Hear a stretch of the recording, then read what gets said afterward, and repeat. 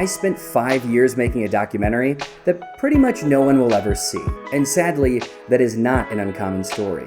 I want you to learn from my mistakes, so when you make your next documentary, you can make something enjoyable, viewable, and, could you imagine, profitable.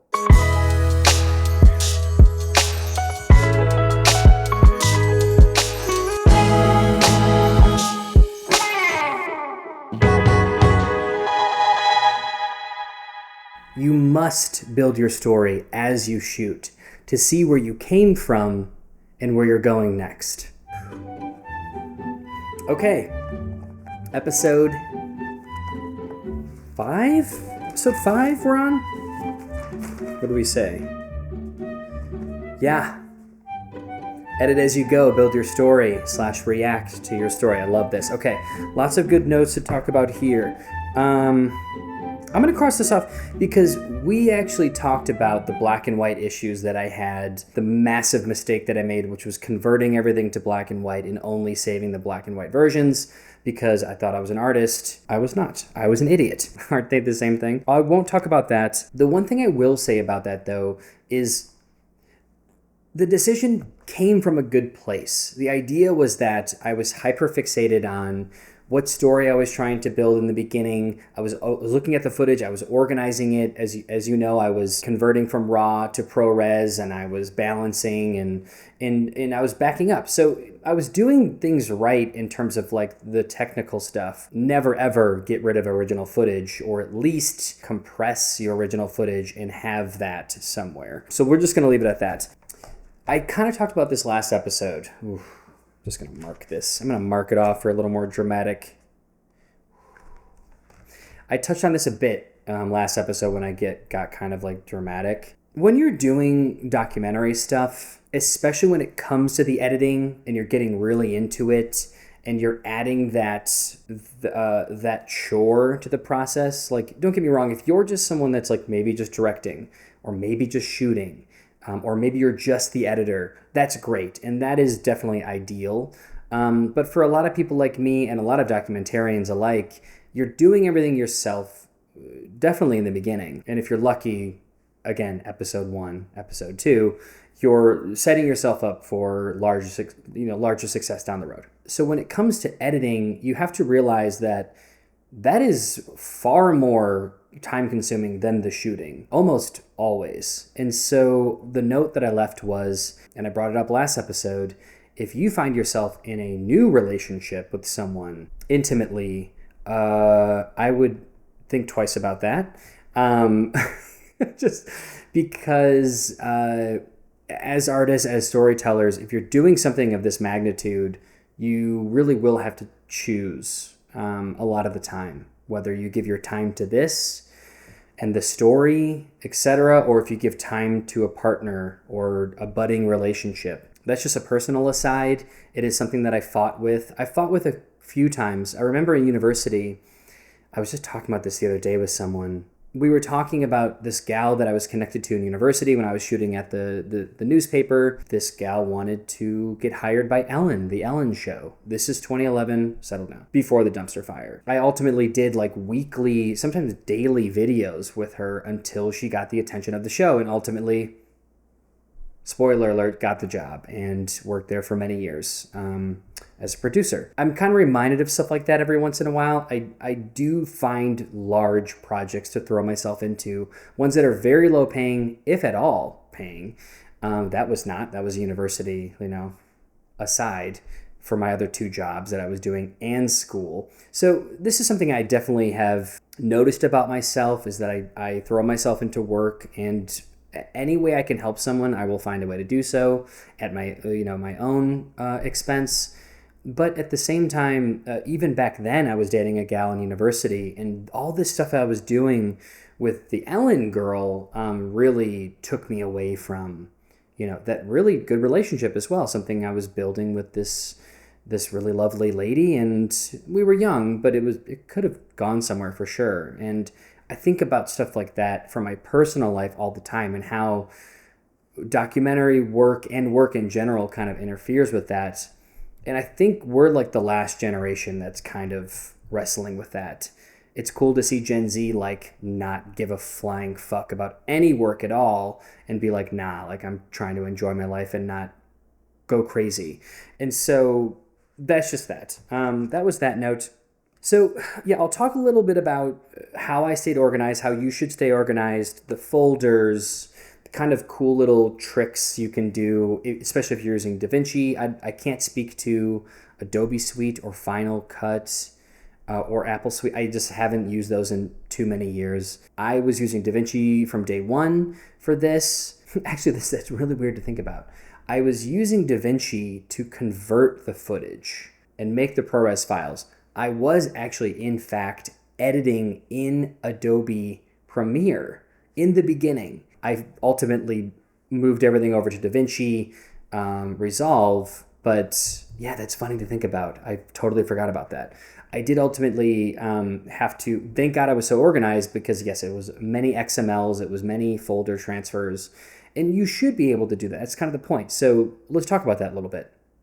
When you're building out a project, and you should, talk to DITs about this, or just Google or Reddit or whatever, how DITs and data managers keep footage organized on set, because that translates to editors. So the tree starts from the DIT, or it should start at the shoot. And that's when you just set yourself up for success, is from day one. And so what you should be doing is dates, day one or day two, whatever the shoot day is, with a date. And then you should be doing, footage, audio. You should always have a trash folder in every single day, whether there's something in it or not. You never throw what's in the trash folder away. It's just the trash because you don't want it, but you might need it later. So I think a lot of people don't know about that system. Always have a trash folder that you don't throw away.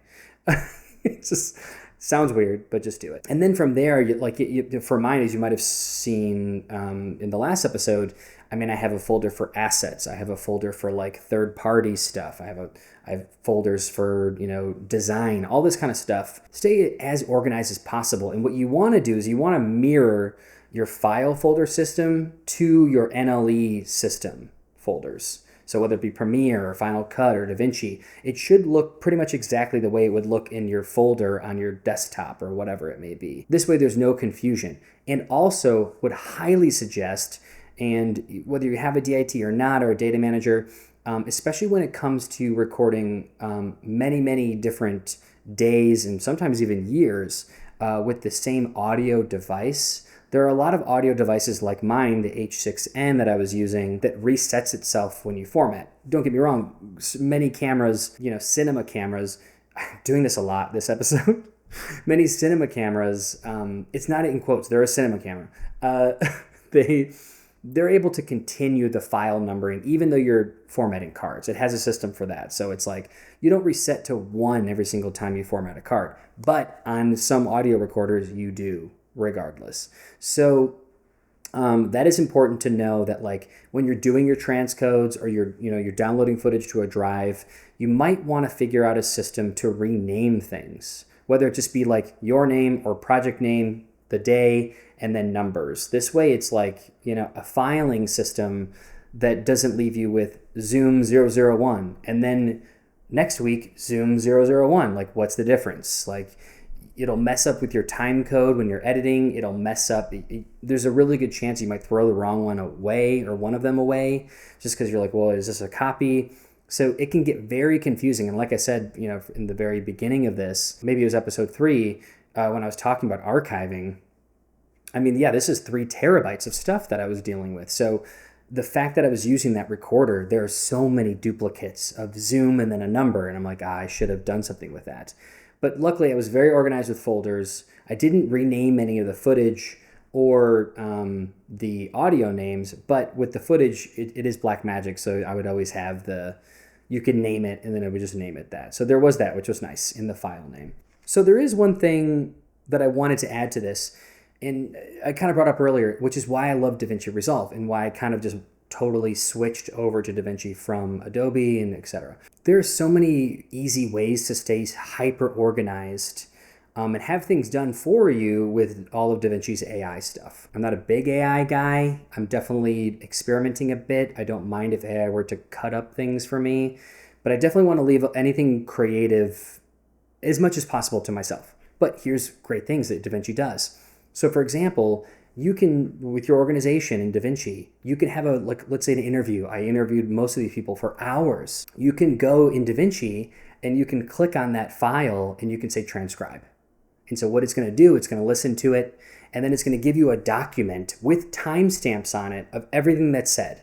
So you can read what is happening, which is incredible. And this is not new. This has been around for years. But it's stuff like that this stuff is so important and makes your life way easier if you're doing the editing. And it's so important to stay up to date with this technology. So for example, you can read through what's happening in this interview, obviously far quicker than you can listen to it, even if you're listening to it in double speed, if you're able to do that. So that's a good one. Even better is when you're doing that transcribing, you can then edit with words. This is the coolest thing. I did this for a documentary in Australia last year. Every interview, which was an hour or two long sometimes, what I would do is I would just read and be like, oh, I need that. And all you have to do is highlight it and just say insert. And it throws it in a timeline. That piece of footage throws it in a timeline for you. So you're basically editing like a writer, but it's just doing the footage for you. That saved me many, many hours. I know that for sure. I was able to give it to the director of the project. They printed it out. They just printed it out and they were like, this. They would just highlight the words in the paragraph that they wanted. And then this way, it was just like, it was so easy. Highly suggest looking into that system and that workflow. And then even better is when it comes time to putting things in the timeline, don't forget that DaVinci can also auto subtitle anything. So whatever is in a timeline, any mixture of clips or whatever, if it has audio attached to it, it will find it and it will add a subtitle for it. It can do Netflix standard. It can do all these different standards for you. I love doing that. It's so big, especially because kind of the same thing as like the reading is, instead of having to go back to the transcript, if I'm fully in the timeline now at this point in the editing process, I'm just like scrolling through and just reading really quick the subtitles because I'm not trying to listen too often. I'm just like trying to go as quick as possible. It'll save you a ton of time. Do stuff like that.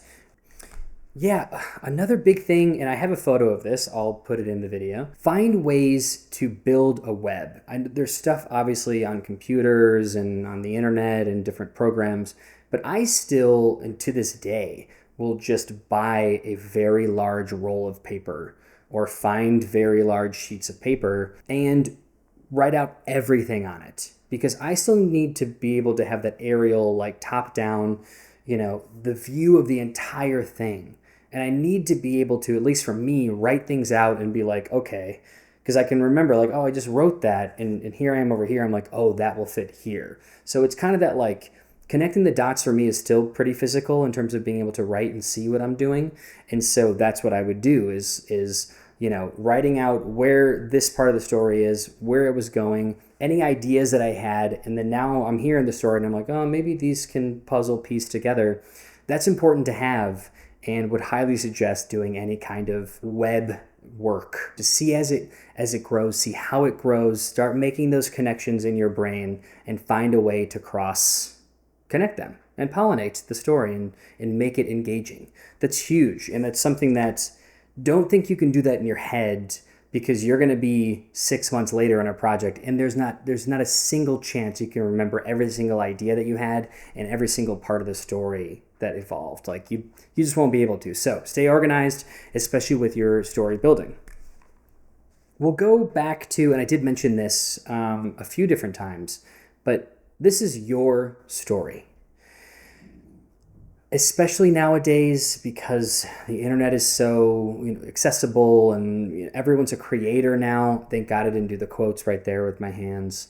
I wanted to. People are more comfortable with creating and storytelling online. That doesn't mean that everyone is a documentary filmmaker, and that doesn't mean that they get to tell the story that you're making. It's your story. Do not forget that. This is your documentary, and it is your responsibility to build it and to alter it. And as I said before, you have final cut. This is your story. Never give away final cut to anyone because this is your vision. This is your story. Don't ever lose that. So there have been a few situations that I've had in documentary where I've either listened to the subject a little too much or I've given them too much leeway or I've given them too much leverage over the story. And those are definitely mistakes. And with the newest one that I've been developing and shooting already is the subject was a bit definitely emotionally unbalanced, definitely overstressed, and just like, real world stuff where it's like there's a lot to worry about. Like, they shouldn't be worrying about the documentary and the storytelling of it. That should have been me.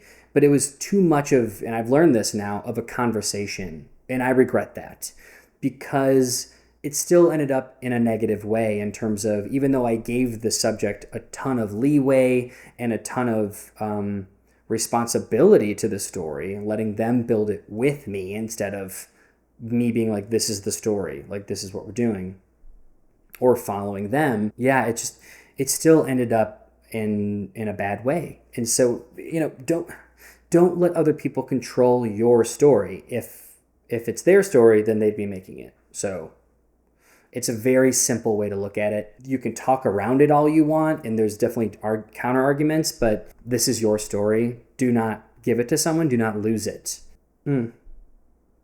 Yeah. So, just to finish on that, there's definitely a balance you can find with different subjects, different scenarios, etc. But don't get stuck, and that's what I noted, in documentary hell, where you're just recording everything. You have no idea what's going on. You're just seeing where it goes, and you're letting anything happen. You're not trying to shape anything. You're not trying to mold it.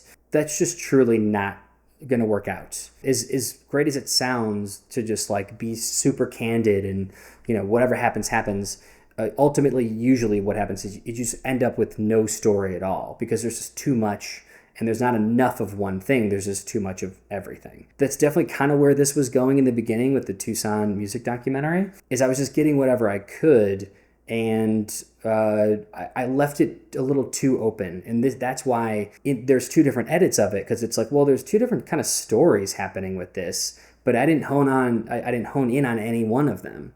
And what I didn't show you yesterday is, will I talk about this? Maybe I'll talk about this later. Yeah, finishing it. Yeah, I'll talk about this later, but I'll tease it because I tried so many different things to find a way for this story to work. Creating new things, altering it, and stuff like that.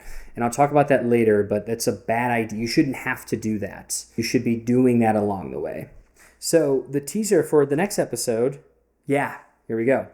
So ultimately crafting the story and talking with talent. I think I wanted to make this, this is a 2-pager. So obviously, as I was writing episode 5, there's a lot to say about crafting the story and finding a way to communicate with talent and your subjects. We will talk about that next time. In the meantime, I hope this was hopefully a bit shorter. I don't know what it is at this point. But I'm glad that I'm able to do this. I'm still so excited to talk about all this. And so next time we will talk about crafting that story. Let's get to it.